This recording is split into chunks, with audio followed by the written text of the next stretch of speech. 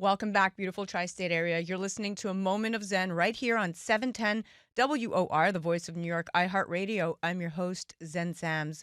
Up next in our Music Madness segment, brought to you by Imaginative Media, we're featuring Mitchell Godwin. Mitchell is making his way all the way from South Africa. He's now setting his sights on the U.S. market. Speaking 6 languages, this young talent is currently working with multi-platinum and Grammy award-winning producers. Mitch is set to release his first international release on all streaming platforms in 2024. His latest EP is called In Our Minds. It consists of 4 songs. He works with acclaimed music executive producer Manny Mijares. Mitch is now aiming for national media. Having founded one of the most modern-age PR companies in South Africa, Alpha Wolf PR, he utilizes his knowledge base and savvy socialite presence to imprint his cultural stamp on America. He joins me today live in studio right here at WOR in Midtown Manhattan, iHeart headquarters, with manager Manny Mijares, co-founder of Hit Music Partners, chatting about music, leveraging your network, and what talent really means in the wonderful world of fine-tuning and artificial intelligence. Welcoming now to the show are my superstars at hand. Welcome, gentlemen. Thank you. Great to be here. That was a mouthful. Well, it's always a mouthful when you come on A Moment of Zen. Absolutely. All right, Mitch, I'm going to start with you. So tell the world who you are and where you're from. Well, it's interesting. It was crazy getting to New York and seeing that the lights stay on all the time. That was probably the most exciting part for me initially. I'm from the land of partial electricity. It's a great place, South Africa. We have beautiful sunlight. That's most of the light. No, it's a great place. Great people. We have a beautiful phrase called Ubuntu, which is "I am because you are," and it's just a way that we live by. So it's a great place to be, great energy to be around, but loving the USA at the moment. I know someone else from South Africa. His name is Stefan Benz. Have you heard of him? Absolutely. Everyone in South Africa has heard of him, right? You got to know it. There you go. He's the prince He's the of prince. Joburg. That's right. So, Manny, what made you gravitate towards Mitch? Well, actually, I found Mitch at an event very similar to how I first found Stefan Benz, which was a talent convention / competition. And he had this song that he wrote, and he went on and he was playing the guitar and singing the song. And I mean, I noticed him, but it was really his persistence that I think finally gave him the opportunity, because he would hit me up and call me and text me and message. And it was just perfect timing. I had a gap in my schedule, and I had been wanting to work with, someone that, could play instruments and was able to write songs and just kind of had his own thing going. So it was perfect time, perfect place, and we ended up getting to work together. He came out to LA for, I think, 2 weeks? No, a month. You were there for a month, but we worked. Were we working every day or close to? Okay. Yeah, every 2 to 3, I would say. Yeah, no, we work every day. So that's really when I got to know him a little bit better and got to know his energy, and really liked the fact that he was an entrepreneur and he had a PR company. And I thought that someone in the music space that understood marketing, because I also have a digital marketing and PR company, and so I think that doing some kind of B2B with his music was actually very interesting. It's a great marriage. It fits very nicely, and it's unique and proprietary because most music artists don't have that entrepreneurial background nor skills. So I think this is definitely going to work to your favor and has been working in your favor. So Mitch, tell me, how did you get started? I mean, what specifically motivated you to choose this career path coming from the world of public relations? So the music has been a part of my story since the very beginning. It started off, my mom told me about a time I walked into the store and found a keyboard at like 3 years old and started playing Twinkle Twinkle Little Stars on it from memory. And that's when she sort of said, okay, we got to try and get him into lessons. So I started piano lessons very, very young and moved over to other instruments and singing as I've grown older. And that's sort of how the music, it's always captivated me. It's been so much fun. And then I sort of slipped into PR.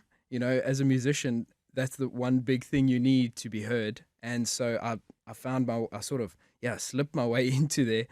And we found a way that we could help people get valuable PR in a way that doesn't sort of impact the bank so hectically. So that's the first part.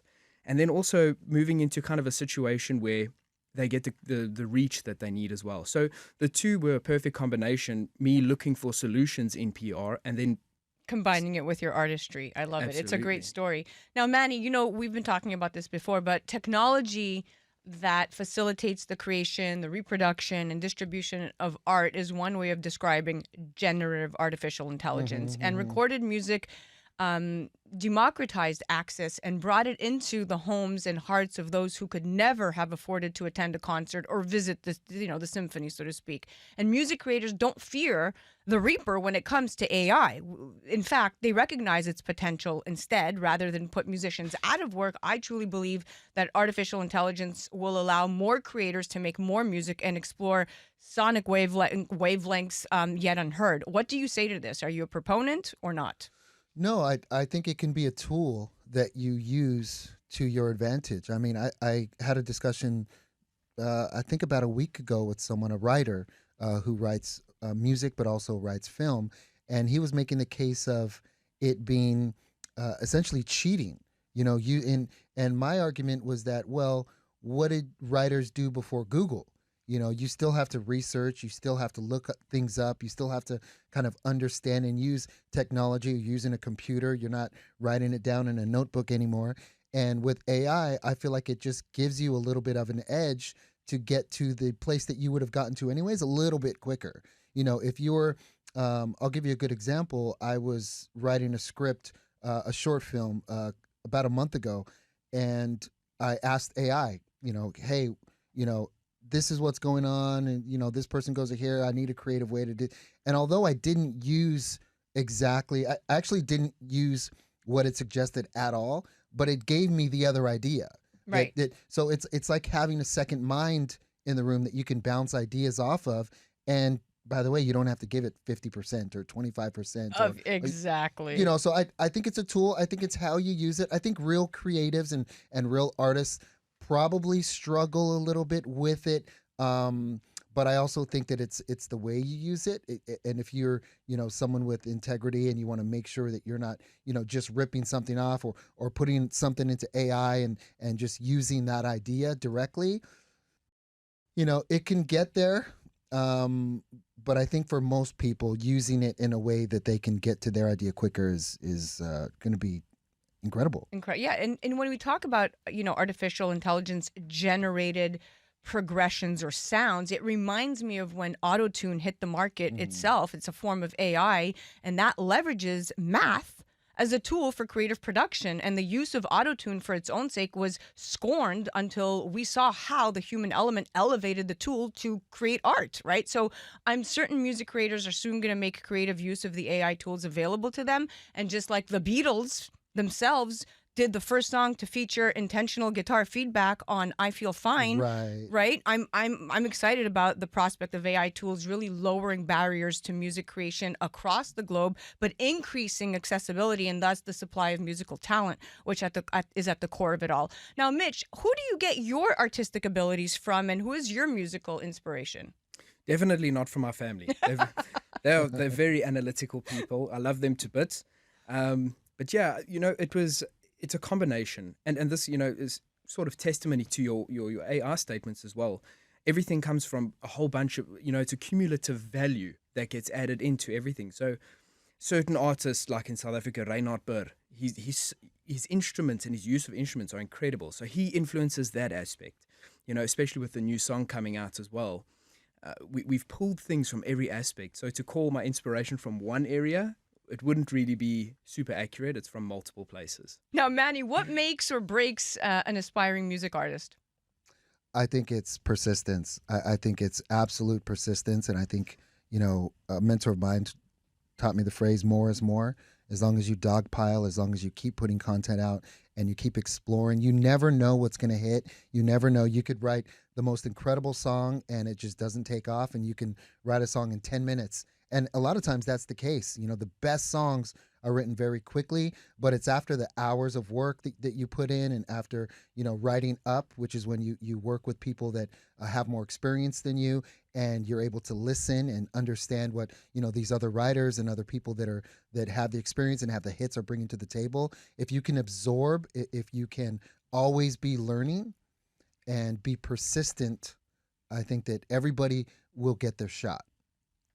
Well said. All right. Closing thoughts with you, Mitch. What piece of advice can you give to your younger self? I know you're still fairly young, but looking back in retrospect.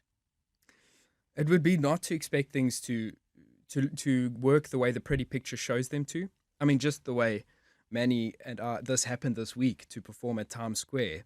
I performed earlier, and Manny hit me up at 8 o'clock at night on Friday, like, get here, get to New York. And that's 27-hour flights we had to prep for. So I think the advice I would give to myself and other artists is, don't expect this pretty rainbowed version of everything. It comes around corners. It's not the way you expected, but the persistence, as Manny said, persistence just pays off. Just don't stop, because you don't know when the next miracle's coming your way. Well said. And that's a wrap, my dear friends. Manny, thank you so much for coming on. Mitch, it was a pleasure chatting with you today. Pleasure meeting you. Thank you. Thank you so much, Zen. That was our Music Madness segment, brought to you by Imaginative Media. That was the incredible Mitch Godwin, and of course, our dear friend Manny Mijares, co-founder of Hit Music Partners and founder of Imaginative Media. You could head directly to their website at imaginative-media.com, or you can also check out more of Mitch at alphawolf-pr.com. You're listening to A Moment of Zen right here on 710 WOR, the voice of New York, iHeartRadio. We'll be right back after this.